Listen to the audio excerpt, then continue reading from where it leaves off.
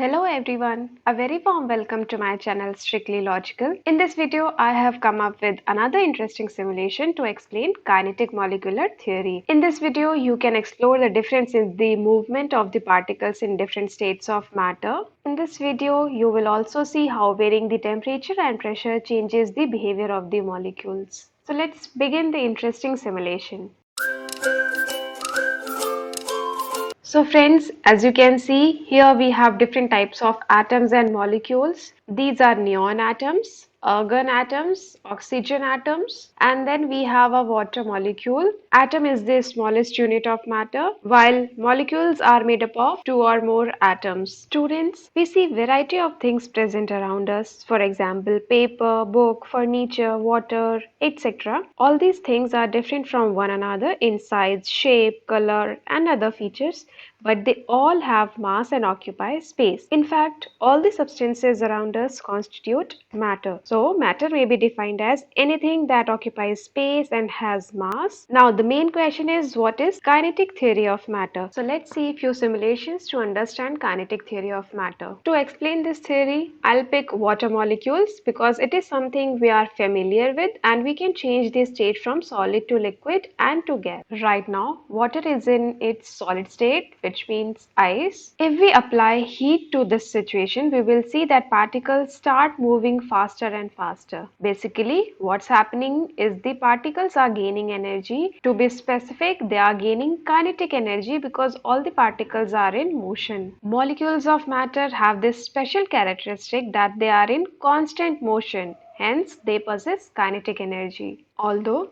the speed of motion of particles varies for different states of matter. In solids, molecules vibrate about their mean position without leaving their position. In liquid, molecules are free to move within the boundary of the container. And in gases, molecules can move in random manner everywhere in the space available to them. If we cool the system down now, what's happening here? It's not that the particles are moving slower because of the ice. It's because when the particles hypothetically bump into something cold, they lose their energy. When they lose their energy, they start to move slower and start clumping together, and they will turn back into a solid state. Let's see the behavior of a solid on the basis of kinetic theory. In solids, the particles or the molecules are closely packed. The particles of the solid have least kinetic energy. There is a strong intermolecular force of attraction but almost negligible intermolecular space between the particles, so that the particles are not free to move. They only vibrate about their mean position. This gives a definite shape and volume to solid, and that is why solids are hard, rigid and incompressible. While in liquid, the particles are loosely packed. The particles of a liquid possess higher kinetic energy than solids. Although it is less than the gaseous particles, there is a weak intermolecular force of attraction. The intermolecular space in a liquid is more than solid but less than gases. Therefore, the particles are free to move within the liquid. They do not leave the liquid. Hence, liquids have a definite volume but do not have a definite shape. But liquids can flow and are slightly compressible. In gases, the particles are far apart and move freely in random manner. The particles have very high kinetic energy. The intermolecular force of attraction is very weak, but intermolecular space is very large, so that the particles move freely in all the directions.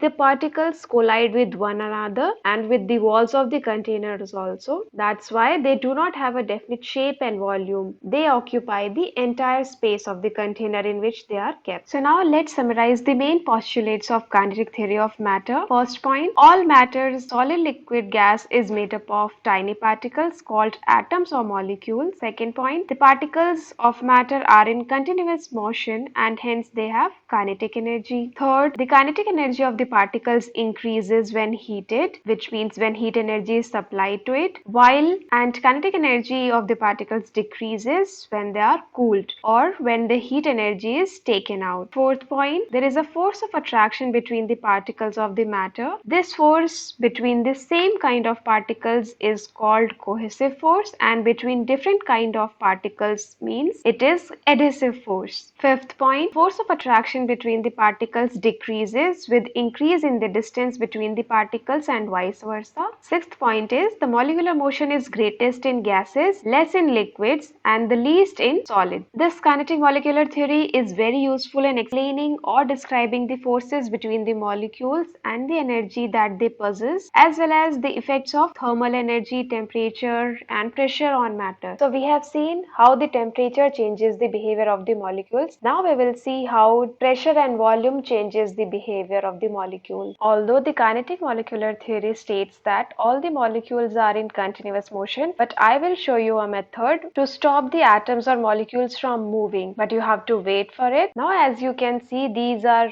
neon molecules which are in gaseous state. Now what I'm gonna do is I will decrease the volume of the container by pushing this lid down, which means that the gas molecules have to move a shorter distance to have a collision. And as you can see here, the pressure keeps on increasing. Actually, pressure and volume of gas have an inverse relationship. Means if we increase the volume, the pressure will decrease, and if we decrease the volume, the pressure will increase when the temperature is held constant. Now as you can see that this is a closed container. So what I'm gonna do next is I will decrease the volume and increase the temperature, and let's see what happens. So I'm increasing the temperature and you can see that pressure is also increasing. Let's decrease the volume more. You will observe the pressure, it's keep on increasing, and you will notice that after some time that it's get overloaded and it will explode. Now there comes an important safety rule that never heat a gas in a closed container. If temperature is increasing without increasing the volume available to accommodate the expanding gas, means that pressure builds up inside the container and which may cause it to explode. Now let's see how can we stop the motion of the molecules, but this can only be happen at a fixed temperature. As you can see that water molecules are in motion right now. Let's cool down these molecules and see what happens. You will notice that the temperature is decreasing and gradually the speed of the molecules is also decreasing. The molecules are losing their kinetic energy. Let's cool down more. Now notice at this temperature range, let's decrease little bit more. Now you can notice that as the temperature reaches to 0 Kelvin, the motion of the particles is stopped now. This temperature is known as absolute zero. Absolute zero is often thought to be the coldest temperature possible. Absolute zero cannot be achieved easily, although it is possible to reach temperature close to it. So students, this was all about the kinetic molecular theory. This theory is very useful in explaining or describing the forces between the molecules and the energy they possess, as well as the effects of thermal energy and temperature and pressure on matter. We will meet soon in my next video. Thank you for watching.